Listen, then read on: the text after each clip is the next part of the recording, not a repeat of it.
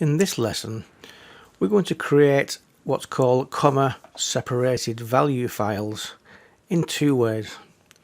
One, we're going to create the file in Excel, and we're going to also create the file in Notepad.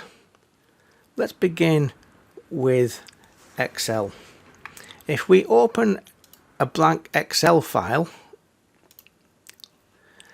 and in the first row, that's very important, the first row,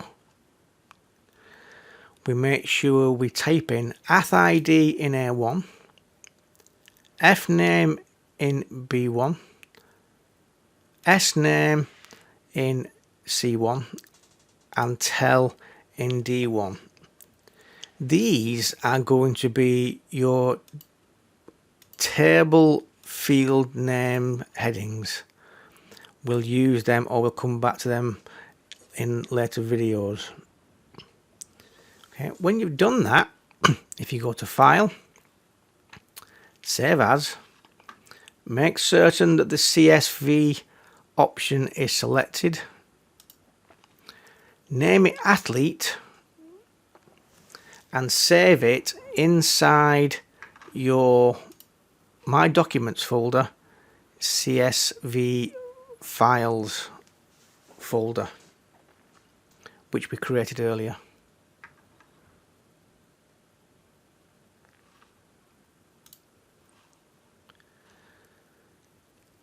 That's the Excel CSV file.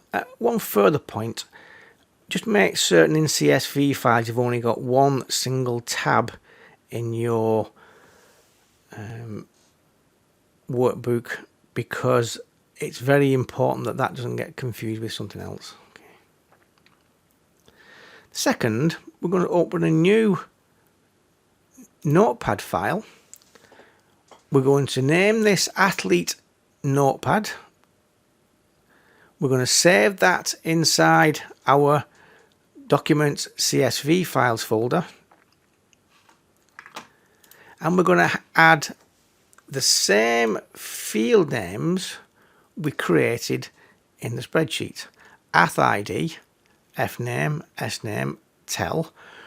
But this time we're going to use the comma between each one of the field names. This again is very, very important when you're creating comma separated value or CSV files. And these are rules. If you can save that now, Athlete Notepad, you'll continue on from there. Now you can compare the two.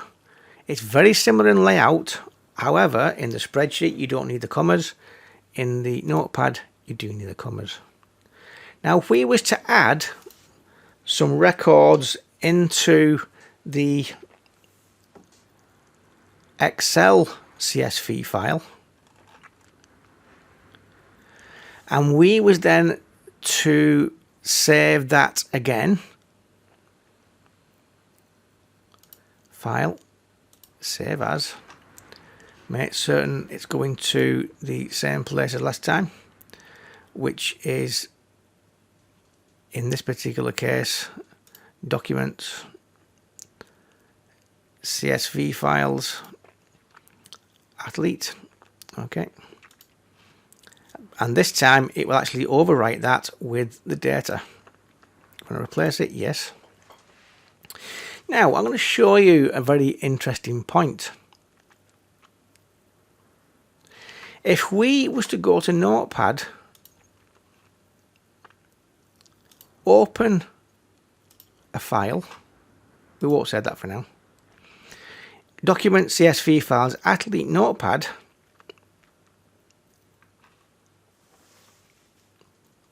and we change that to all files and open this as a CSV file, you'll now see that all the records we typed in inside Excel are the same in Notepad, but separated by commas. Hence the word comma separated values. We should have 40 records in that and 40 records in here. Okay, this concludes this introductory video to comma separated values files. We will be using these files inside SQL Server a little later.